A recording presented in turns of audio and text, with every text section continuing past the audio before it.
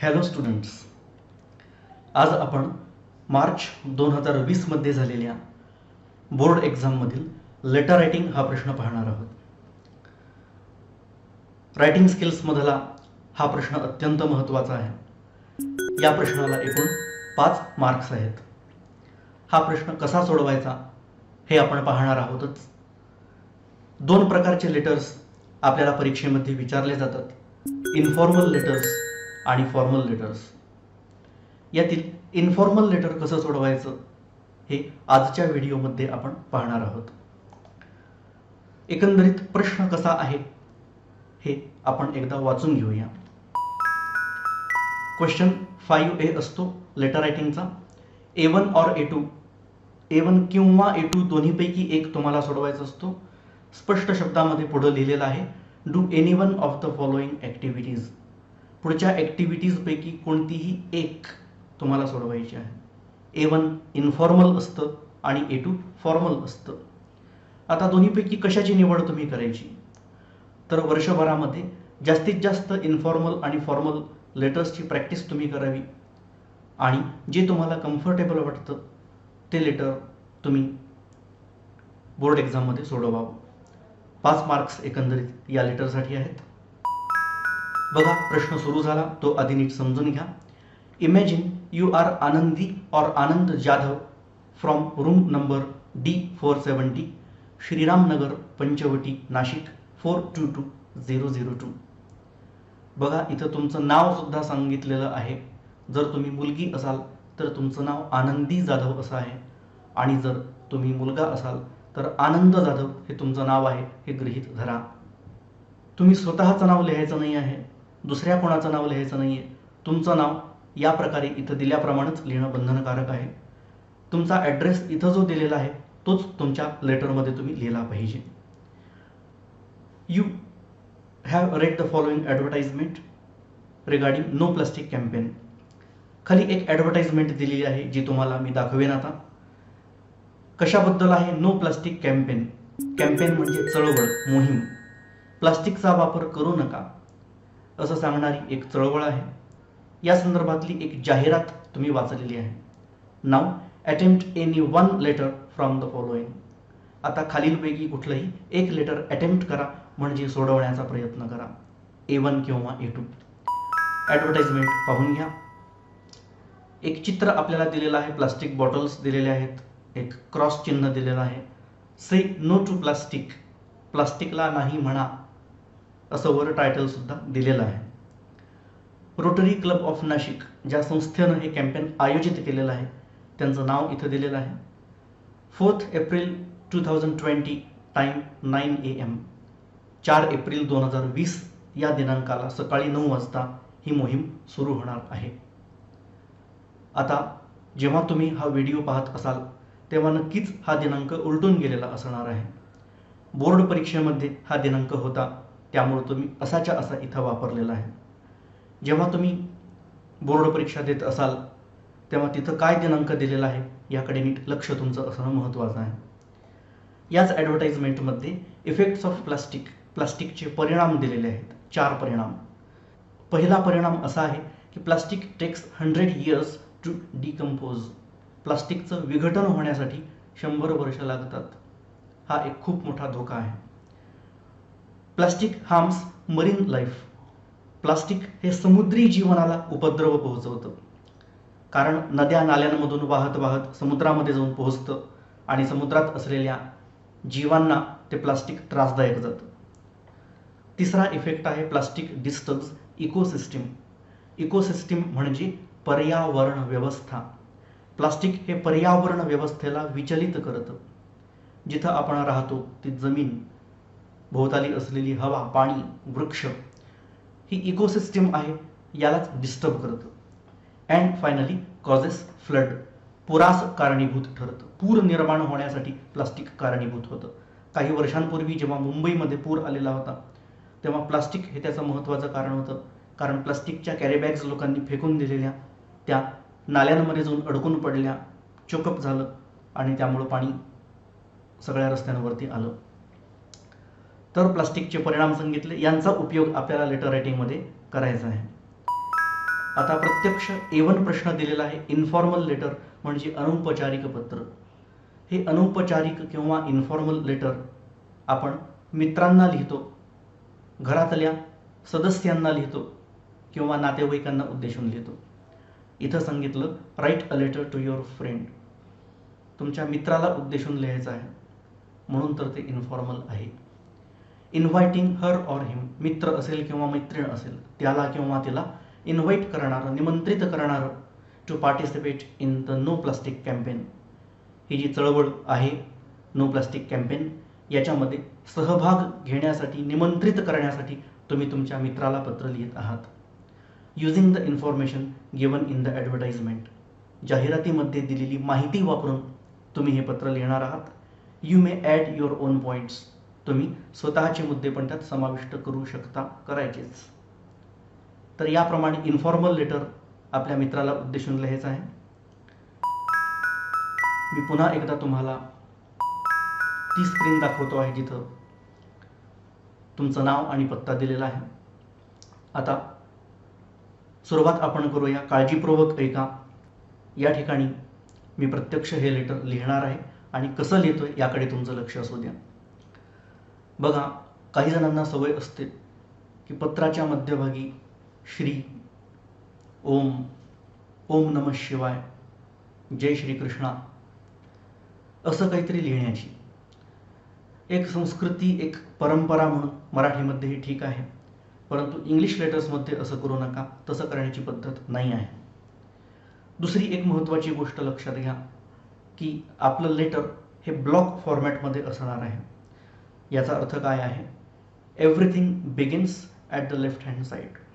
प्रत्येक गोष्ट डाव्या बाजूला सुरुवात करायची. ॲड्रेस इकडं उजव्या बाजूला नाही लिहायचा, ॲड्रेससुद्धा डाव्या बाजूलाच लिहायचा आहे. आता आधी नाव लिहावं लागेल. मी या ठिकाणी आनंद जाधव असं लिहित आहे, तुम्ही आनंदी जाधव सुद्धा लिहू शकता. यापेक्षा वेगळं मात्र लिहू नका. खरं नाव लिहू नका, वेगळं खोटं नाव नका लिहू, हेच नाव. ॲड्रेस इथं जो आहे जसा आहे तसाच, room number D/470.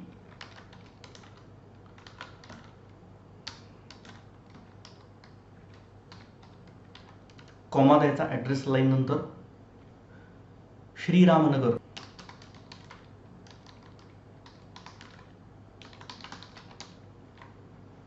Panchavati, Nashik.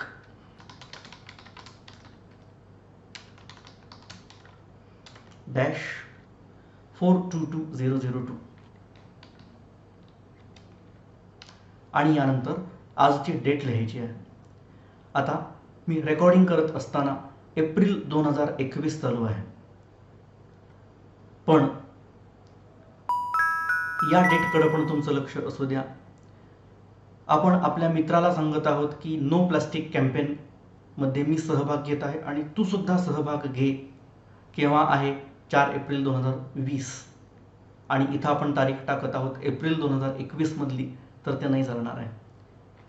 हे कॅम्पेन पुढं होणार आहे आणि तू त्यात पार्टिसिपेट कर हे सांगायचंय, तर लेटर आपल्याला या डेटच्या आधीच लिहावं लागेल.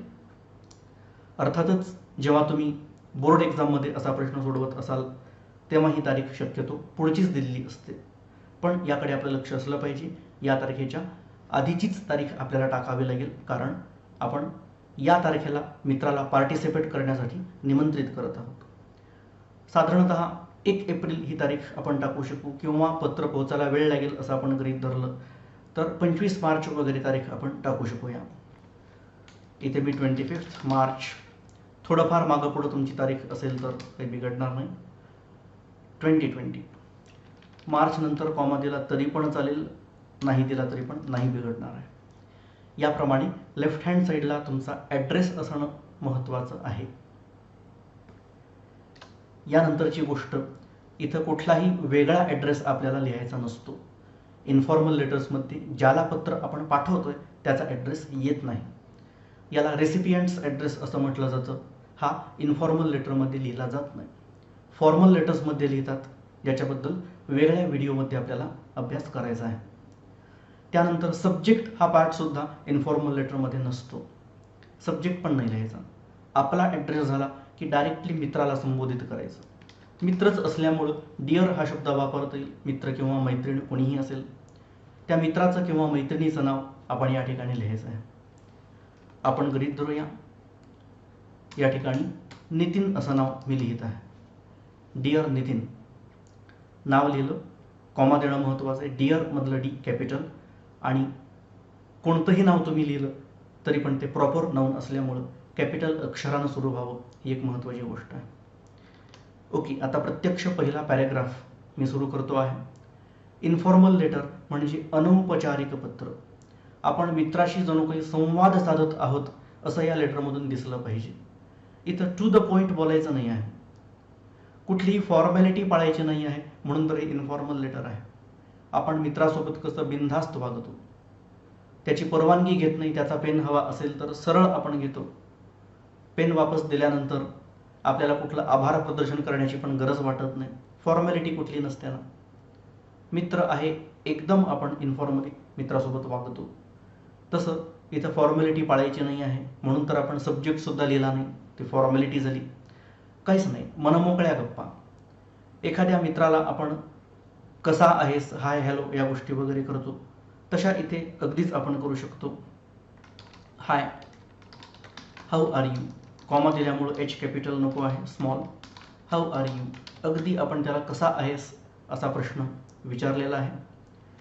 आय होप, अगदी गप्पा मारणं चालू आहे. Everybody at your home is good, तुझ्या घरी प्रत्येकजण छान आहे, मजेत आहे अशी मी आशा करतो. याप्रमाणे एक जनरल सुरुवात आपण केली. आता हळूहळू आपल्याला लेटरकडे जायचं आहे. आय एम थोडक्यामध्ये संक्षिप्तामध्ये कॉन्ट्रॅक्शन केलेलं आहे. I am very much excited to tell you about a special campaign I am going to participate. Participated असं नाही होणार आहे, पार्टिसिपेट असं होईल, कारण टू नंतर नेहमीच क्रियापदाचं पहिलं रूप वापरलं जातं. इथे एक रचना वापरलेली आहे. या रचनेचं नाव आहे am is are plus going to plus V1. Am is are plus going to plus V1. या रचनेचा अर्थ होतो करणार आहे. एम इज आर आल्यामुळं करणार आहे असा अर्थ होतो. जर इथे वॉज वेअर आलं असतं तर करणार होता असा अर्थ आला असता. I am going to participate, मी सहभागी होणार आहे. ज्याच्यामध्ये मी सहभागी होणार आहे अशा एका खास मोहिमेबद्दल तुला सांगण्यासाठी मी खूप उत्साहित झालेलो आहे. परत एकदा आपण आपल्या कॅम्पेनकडे जाऊया. यातल्या प्रत्येक गोष्टीचा उल्लेख आपण करणार आहोत. याचं नाव आहे say no to plastic. The name of the campaign is, single कोट्समध्ये टाकूया, से नो टू प्लास्टिक. बघा, सिंगल कोटमध्ये टायटल असल्यामुळं प्रत्येक शब्द कॅपिटल अक्षराने सुरू झाला. फक्त टू यातलं टी स्मॉल आलं, कारण हे प्रेपोजिशन आहे. बाकी सगळे तिन्ही शब्द बाकीचे कॅपिटल लेटरनं सुरू झालेले आहेत. अजून ही सुद्धा माहिती वापरा की रोटरी क्लब ऑफ नाशिक या संस्थेनं हे आयोजित केलेलं आहे. आता आयोजित करण्यासाठी शब्द काय आहे? ऑर्गनाइज किंवा होल्ड, आयोजित करणे. आपल्याला म्हणायचं आहे आयोजित केलेलं आहे, आणि हीच गोष्ट फार महत्त्वाची आहे. अनेक विद्यार्थी वर्ब चुकीचं निवडतात. V1, V2, V3 नेमकं काय वापरायचं, कुठं ING जोडायचं, हेल्पिंग वर्ब कुठं वापरायचं, इथेच खूप विद्यार्थी मार खातात. जेव्हा आपल्याला म्हणायचे की आयोजित केलेलं आहे, तेव्हा इंग्लिशमधलं लेलं आहे हे स्ट्रक्चर इथं ॲप्लाय होतं. त्यासाठी रूल आहे हॅव हॅज प्लस V3. काहीही लेलं आहे म्हटलं की have has plus V3. Have किंवा हॅज यापैकी काय वापरायचं हे पण अनेकांना कन्फ्यूज होतं. करता एकवचनी असेल तर हॅज वापरायचं असतं, अनेकवचनी असेल तर हॅव वापरायचं असतं. याशिवाय आय आणि यू हे दोन खास कर्ते लक्षात ठेवायचे. हे कर्ते असतील तर एकवचनी असले तरी पण हॅव वापरावं लागतं. आता आपली ऑर्गनायझेशन आहे रोटरी क्लब ऑफ नाशिक. हे पण नाव आहे संस्थेचं. बघा, ऑफ मधलं ओ सोडलं तर बाकी तिन्ही शब्द कॅपिटल लेटरनं सुरू झाले, कारण टू सारखंच ऑफ प्रेपोजिशन आहे, स्मॉल लेटर येतं. हॅव घ्यायचं का हॅज घ्यायचं? हॅज घ्या, कारण एकच संस्था आहे. Organised, has organised. ऑर्गनाइज असं नाही म्हटलं, organised. Helping verb am is are वापरलं नाही, वॉज वेअर वापरलं नाही, हॅज वापरलेलं आहे, कारण लिहिलं आहे. हॅज ऑर्गनाइज्ड आयोजित केलेलं आहे. जर तुम्ही होल्ड हे क्रियापद वापरत असाल तर त्याचं तिसरं रूप हेल्ड असं होतं, हॅज हेल्ड असं म्हणता येईल. दिस कॅम्पेन, ही मोहीम रोटरी क्लब ऑफ नाशिकनं आयोजित केलेली आहे. फार मोठे पॅरेग्राफ होऊ द्यायचे नाहीत. आता मी पॅरेग्राफ चेंज करतो आहे. याच्यामध्ये आपण हे डेटसुद्धा टाकूया. या डेटला हे होणार आहे 4 April 2020. The date of the campaign is, आहे असं म्हटलेलं आहे मी, होतं असं नाही, आहे डेट, होऊन गेलेलं नाही आहे ते. 4 एप्रिल 2020. टाइम 9 AM आहे. आता मी कॅम्पेनसाठी एक वेगळा शब्द वापरतो, तो म्हणजे ड्राईव्ह. ड्राईव्हचा पण अर्थ तोच होतो, चळवळ, मोहीम. The drive will start at 9 AM. ही चळवळ सकाळी 9 वाजता सुरू होईल. विल, फ्युचर टेन्स, भविष्य काळामध्ये डेट आहे आणि त्या डेटला सकाळी 9 वाजता सुरू होईल, म्हणून फ्युचर टेन्स वापरला. लक्षात ठेवा विद्यार्थ्यांनो की रायटिंग स्किल्स हा जादूगाराचा खेळ असल्यासारखा आहे. जादूगार स्वतःला येत असलेल्या सगळ्या जादू एकानंतर एक दाखवत राहतो, त्यांचं प्रदर्शन करत राहतो.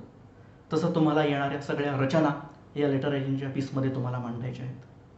दाखवून द्या की तुम्हाला हॅव हॅज प्लस V3 येतं, ज्याला प्रेझेंट परफेक्ट टेन्स असं म्हटलं जातं. तुम्हाला फ्युचर टेन्स येतो हे दाखवून द्या. एखादं मध्येच पॅसिव्ह व्हॉइसचं वाक्य येऊ द्या, डिग्रीज येऊ द्या, एखादं एक्सक्लेमेटरी सेंटेन्स येऊ द्या, एखादा क्वेश्चन येऊ द्या. हे तुम्हाला येतं याचं प्रदर्शन तुम्हाला या रायटिंग स्किल्सच्या प्रश्नांमध्ये करायचं असतं. ही सगळी माहिती आपण वापरलेली आहे. आता इफेक्ट्स आपण पाहूया. बघा, अधूनमधून आपल्या मित्राचं नाव आपल्याला वापरायचं, कारण आपण संवाद साधत आहोत हे त्यात दिसलं पाहिजे. मी नितीन असं नाव लिहिलेलं आहे, तुम्ही जे काही नाव लिहिलेलं आहे तेच पुन्हा लिहिणं महत्त्वाचं आहे. कॉमा दिल्यामुळं आपण हाक मारतो आहोत असं आपण म्हणू शकतो. नितीन असं म्हणून हाक मारली, आणि हे असंच्या असं उतरवून काढायचं नाही, तर हे आपल्या शब्दामध्ये मांडायचं. त्यात अधिक शब्द काही आपण वापरायचे आहेत. प्लास्टिकचं विघटन व्हायला 100 वर्ष लागतात, हे आपल्याला आपल्या शब्दामध्ये मांडायचं आहे. अगदी एखादं वाक्य बऱ्यापैकी तुम्ही असं घेतलं, फार बदल नाही केले तर चालेल, पण अगदी ABCD असंच्या असं लिहून काढलं तर त्याला मार्क्स मिळत नाहीत. You already know.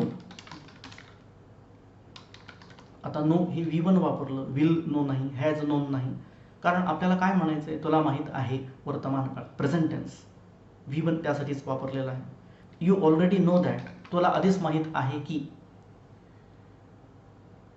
It text, टेकचा अर्थ घेणे, नेणे, वेळ लागणे. 3 अर्थ आहेत टेक या शब्दाचे. घेणे, काहीतरी कुठंतरी नेणे, आणि कशाला तरी वेळ लागणे. या ठिकाणी आपण 100 इयर्सबद्दल बोलतोय, त्यामुळे टेकचा अर्थ वेळ लागणे असा आहे. प्लास्टिकला वेळ लागतो, किती, 100 वर्षांचा वेळ लागतो. मी प्लास्टिकच्या ऐवजी इट हा शब्द वापरला. It takes almost 100 years. Almost एक शब्द मी वाढवलेला आहे. To decompose plastic. प्लास्टिक हा कर्ता मी वापरला नाही, ते कर्म म्हणून वापरलं. इट हा कर्ता वापरला. प्लास्टिकचं विघटन व्हायला जवळजवळ 100 वर्ष लागतं, बरोबर 100 असं नाही, त्यामुळे ऑलमोस्ट हा शब्द आला आहे ना. आता यालाच मी आणखीन एका शब्दानं वाढवेन, आणखीन एक वाक्य मी इथं वाढवेन, कारण आपण या 4 पॉईंट्सवर एक एक वाक्य लिहिलं तर 4च वाक्य होतील, लेटर संपून जाईल.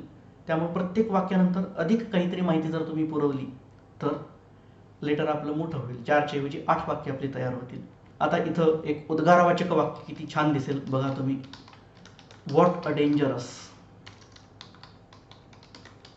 Thing it is.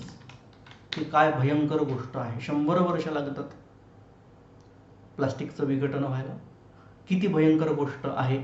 उद्गारवाचक वाक्य व्हॉट किंवा हाऊ या शब्दानं सुरू होतं.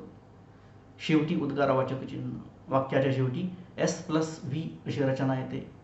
आधी सब्जेक्ट येतो, मग वर्ब येतं. इट इज बरोबर आलेलं आहे. जर तुम्हाला उद्गारवाचक वाक्य लिहिता येत नसतील तर कृपया त्यांचा उल्लेख करू नका, चुकीचं ग्रामर लिहू नका. आता पुढे प्लास्टिक हार्म्स मरीन लाईफ. प्लास्टिकबद्दल बोलतो आहोत. पुन्हा मी इट हा शब्द वापरेन. अल्सो शब्द वाढवता येईल. It also harms marine life. हे समुद्री जीवनाला सुद्धा उपद्रव पोहोचवतं. अजून एक वाक्य वाढवायचं आहे जवळपास प्रत्येक पॉईंट नंतर. इथं काय वाढवता येईल तर मरीन लाईफ कसं काय डिस्टर्ब करतं हे आपल्याला सांगता येईल. मग मी तुम्हाला प्रश्न एक्सप्लेन करून सांगताना म्हटलेलं होतं की नद्यांमध्ये नाल्यांमध्ये जे काही पाणी येतं ते शेवटी समुद्रात जाऊन मिळतं. मग त्यांच्यामध्ये असलेलं जे प्लास्टिक लोकांनी कचरा फेकलेला असतो तो समुद्रात जाऊन मिळतो. बिकॉज या शब्दांनी वाक्य सुरू न करता दिस इज बिकॉज अशी करा. बिकॉजनं वाक्य सुरू होतच नाही असं नाही, होऊ शकतं, पण त्याला काही खास नियम आहेत. क्लॉज तुम्हाला तयार करावा लागतो. त्याऐवजी सोपी गोष्ट आहे दिस इज बिकॉज अशी सुरुवात करा. People throw plastics. What is the difference between plastic and plastics? Plural? No. Plastic म्हणजे एक मटेरियल आहे आणि प्लास्टिक्स म्हणजे प्लास्टिकपासून बनवलेल्या वस्तू. मी प्लास्टिक्स असं म्हणतोय याचा अर्थ प्लास्टिकपासून बनवलेल्या वस्तू लोक फेकतात. एनिवेअर, कुठेही फेकतात. दे प्लुरल वापरलंय कारण प्लास्टिक्स प्लुरल आहे, प्लास्टिकपासून बनवलेल्या वस्तू आहेत. They somehow enter the drains. Drains म्हणजे नाल्या. ते कसं तरी करून नाल्यांमध्ये जातात. रस्त्याच्या कडेला पडलेल्या असतात त्या प्लास्टिकच्या वस्तू.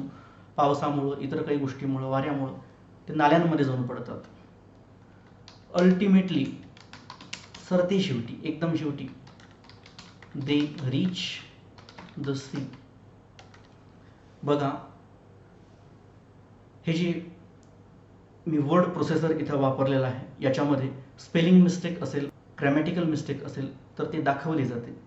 या ठिकाणी ही जी ब्लू अंडरलाईन आलेली आहे याचा अर्थ आहे की कुठंतरी एक मिस्टेक झालेली आहे. ती मिस्टेक म्हणजे इथे फक्त एक स्पेस जास्त झालेली आहे, बाकी काहीच एरर नाही आहे. एक स्पेस जरी एक्स्ट्रा झालेली असेल तरी सुद्धा अशी चूक दाखवली जाते. सांगण्याचा उद्देश असा आहे की तुमच्या समोर जे लेटर लिहिलं जात आहे ते 100% शुद्ध आहे, त्यात कुठलीच चूक नाही आहे. सहज मी टाईप करताना एखादी मिस्टेक झाली तरी पण ती इथं दाखवली जाईल. त्यामुळं एकदम करेक्ट लेटर तुमच्या वहीमध्ये असणार आहे. आता अजून एक गोष्ट, एंटर आणि रीच या दोन शब्दांबद्दल. एंटर प्रवेश करणे, रीच पोहोचणे. कुठं प्रवेश करतात, कुठं पोहोचतात हे सांगण्यासाठी इनटू, टू वगैरे शब्द वापरायची गरज नाही आहे. एंटर याचा अर्थच च्यामध्ये प्रवेश करणे. एंटर इनटू द ड्रेन्स असं म्हणायची गरज नाही, एंटर द ड्रेन्स. इनटू वापरायची गरज नाही एंटर शब्द आल्यावरती. तसंच रीच आल्यानंतर सुद्धा वेगळं कुठलं प्रिपोजिशन पुढे याची गरज नाही, त्याच्या अर्थामध्येच ते येऊन जातं. दे रीच द सी, ते समुद्रात पोहोचतात. इनटू द सी म्हणायची गरज नाही आहे. परत एक पॅराग्राफ मी चेंज करेन. आपण कारण सांगितलं मरीन लाईफ कशामुळे डिस्टर्ब होतं, तर लोक कचरा फेकतात कुठं पण आणि मग तो नाल्यांच्या माध्यमातून शेवटी समुद्रात जाऊन पोहोचतो. कारण सांगितलं की मरीन लाईफ कसं काय डिस्टर्ब होतं. आता सेकंड लास्ट पॉईंट आहे प्लास्टिक डिस्टर्ब्स इकोसिस्टम. नितीन, पुन्हा एकदा मी हाक मारतो आहे आणि आपल्या शब्दांमध्ये आपण मांडूया की प्लास्टिक पर्यावरण व्यवस्थेला कसं काय डिस्टर्ब करतो.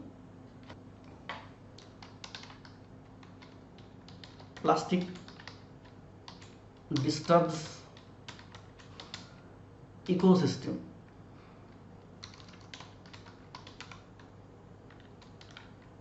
In a great extent.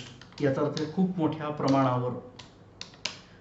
प्रमाणावर प्लास्टिक पर्यावरण व्यवस्थेला डिस्टर्ब करतं, विचलित करतं. फक्त इन अ ग्रेट एक्सटेंट, खूप मोठ्या प्रमाणावर, एवढाच पूरक भाग मी वाक्यामध्ये वाढवला, बाकी भाग प्रश्नातला आहे तसा वापरला. प्रत्येक वाक्याला एक पूरक वाक्य पुढं आलंच पाहिजे असं काय नाही. बघा, या हार्म्स मरीन लाईफ या पॉईंटबद्दल आपण पुढं 2 वाक्य वाढवलेली आहेत. कधी एक वाक्य, कधी 2 वाक्य वाढवा, कधी नाहीच वाढवलं तरी पण चालेल.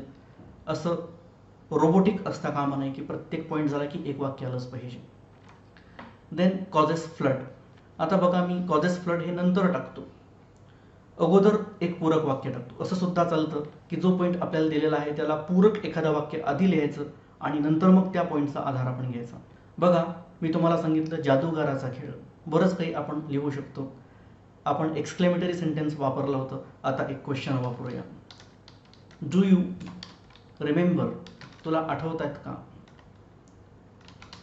मुंबई फ्लड्स, मुंबईतील पूर तुला आठवत आहेत का. यू वोंट बिलीव्ह, इथं आपण नकारार्थी वाक्य वापरत आहोत. वोंट, यू विल नॉट, तुला विश्वास बसणार नाही. But plastic was the root cause, plastic हे मूळ कारण होतं. वॉज आलं कारण भूतकाळात ते फ्लड्स होऊन गेलेले आहेत म्हणून वॉज हे क्रियापद वापरलं. फॉर दीज फ्लड्स, या पुरांसाठी प्लास्टिक हे मूळ कारण होतं. तुझा विश्वास बसणार नाही पण हे खरं आहे. याप्रमाणे आधीच आपण एक वेगळा मुद्दा वापरला आणि नंतर मग प्लास्टिक हे पुरासाठी कारणीभूत होऊ शकतं हे आपण इथं सांगितलं. आता आपल्या मनाचा एखादा पॉईंट वापरूया, कारण आपल्याला सांगितलेलं आहे की you may add your own points, प्रश्नातलाच एक पार्ट आहे आणि त्याला पार्टिसिपेट करायला सांगायचं आहे, ही पण एक गोष्ट महत्त्वाची आहे. याच पॅरेग्राफमध्ये मी पुढं ॲड करतो. Plastic is very much dangerous for our health, आपल्या आरोग्यासाठी प्लास्टिक हे खूपच जास्त धोकादायक आहे.